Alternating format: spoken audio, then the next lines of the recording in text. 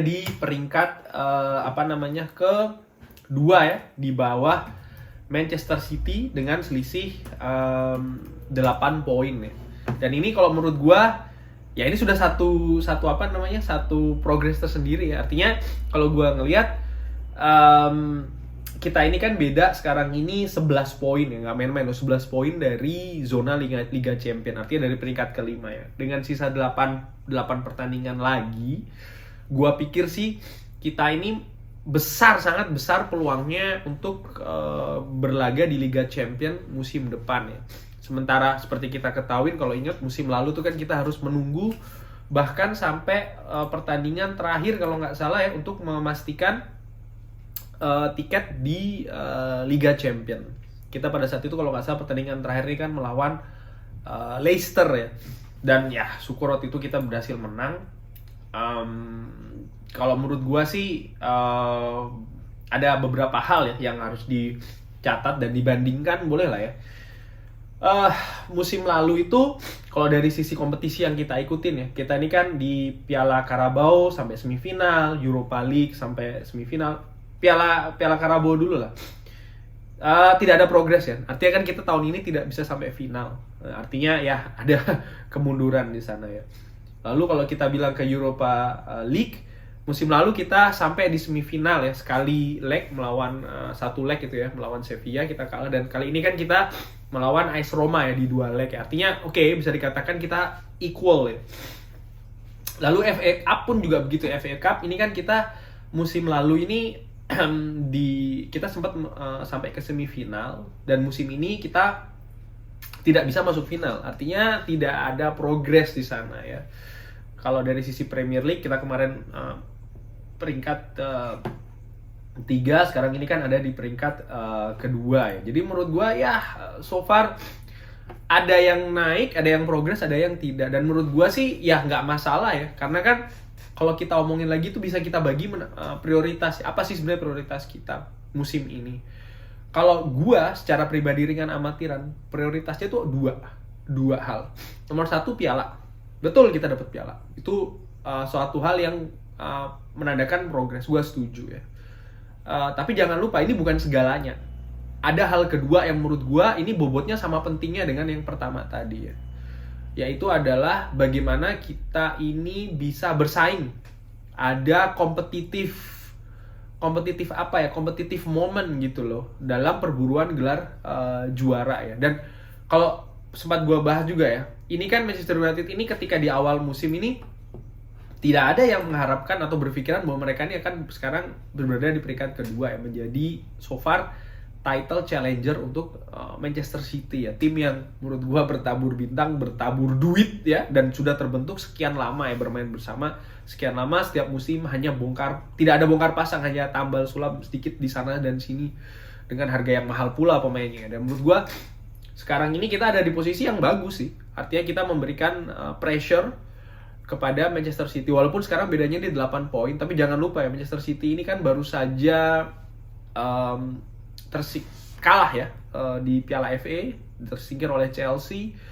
Lalu mereka kehilangan Kevin De Bruyne, kemungkinan besar dalam jangka waktu yang ya bisa dikatakan cukup lumayan ini ya. Dan menurut gue dua hal ini bisa, dan ditambah lagi sekarang jarak merapat ya dengan Manchester United 8 poin. Dan menurut gue kombinasi dari ketiga hal ini bisa jadi akan memberikan tekanan sih pada Manchester City ya. Dan menurut gue ya kemungkinan ini bisa aja terjadi, walaupun gue secara pribadi tidak begitu berharap ya, karena menurut gue itu tadi, gue tidak berharapkan Manchester United ini juara liga, enggak. Yang gue harapkan adalah dapat piala, entah itu di Carabao, entah itu di FA atau di Europa League, dan juga itu tadi ya, bisa memberikan pressure kepada Manchester City ya. Dan ini satu nih kan sudah dua-duanya bahkan sekarang kan sedang on the way untuk bisa terjadi ya. Kita sekarang ada di semifinal Europa League, di sisi lain peringkat kedua dengan sisi 8 poin yang ya ini tadi ya, kita memberikan tekanan terus, dan kita juga ini kan semakin aman nih di posisi kedua. Dan menurut gua ini bisa jadi fondasi penting untuk musim depan. Kalau gua bisa kasih flashback sedikit ya, Liverpool sebelum mereka juara tahun lalu ya, mereka ini kan sudah sebanyak ya di musim sebelumnya mereka itu kan menempel ketat Manchester City. Mereka ada di title race gitu loh. Pemainnya sudah mempunyai pengalaman mental bagaimana sih rasanya berada di perburuan gelar juara gitu. Jangan salah, ini penting karena apa? Bisa kita lihat di awal-awal musim ya, atau di putaran pertama musim. Peringkat pertama ini kan silih berganti nih. Di peringkat Tottenham pernah, Everton pernah, Southampton, bahkan Manchester United pun punya. Tapi ketika sudah ada di atas, ini bukan hanya teknis yang berbicara, tapi mental ini juga ya. Bagaimana pemain-pemain ini, tim itu menghandle pressure ketika berada di atas. Ini menurut gua sesuatu yang mahal, dan ini lama tidak dipunyai oleh tim Manchester United. Dan sekarang kita nih punya gitu loh. Kita ada di posisi kita melihat hanya satu tim saja yang ada di atas kita sebelum kita bisa meraih gelar juara. Dan menurut gue ini sangat penting bagaimana Manchester United ini bisa menjaga, memberikan tekanan terus ke atas sambil menjaga jarak dengan tim di bawahnya gitu loh, mengamankan posisi. Karena kan sempet nih posisinya tidak begitu jauh ya poin-poinnya, dan sekarang beda 10 poin dengan Leicester. Walaupun Leicester ada satu pertandingan di tangannya. Beda 11 poin dengan Chelsea yang mendatangkan banyak pemain bintang.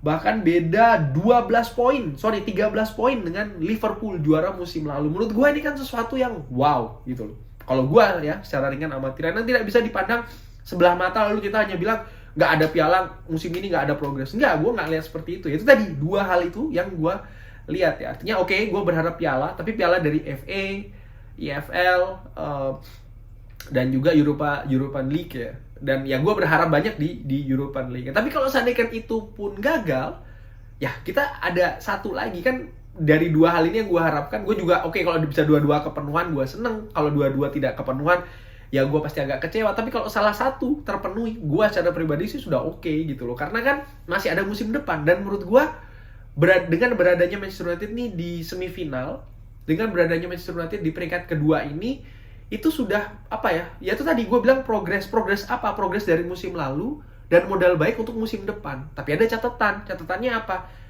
Dengan harapan sekuat ini tidak banyak berubah ya. Nomor satu. Nomor dua adalah Ole Gunnar Solskjaer diperkuat posisinya, bukan cuma dipertahankan ya, tapi diperkuat posisinya. Diperkuat itu adalah disupport tim manajemen. Ya sekarang ini kan ada Darren Fletcher ya kan, lalu ada Murtough yang menurut gua bagus lah.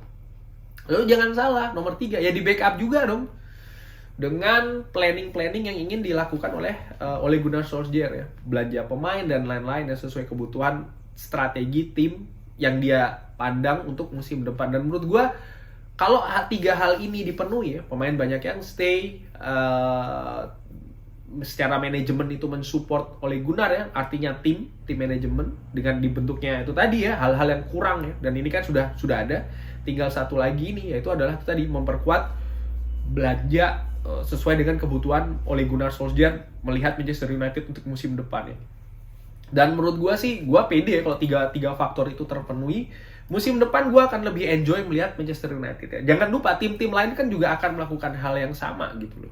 Cuman mereka tidak memiliki apa yang kita punyai sekarang, yaitu adalah itu tadi ya, mental perburuan juara ya. Kita lihat ya, Arsenal keteteran, Chelsea seperti itu, lalu Liverpool juga ya. Walaupun Liverpool ini kan tetap menurut gue mereka bisa jadi something ya, tapi mereka butuh kalau gue ngeliat mereka butuh perbaikan sedikit di manajemen.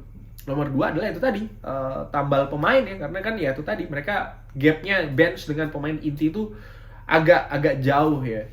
Balik lagi kalau ngomongin soal progres, musim sebelumnya 2018-2019 ini kan kita ada di peringkat 6 ya. Sementara musim setelahnya kan kita ada peringkat 3. Gue juga melihat gol.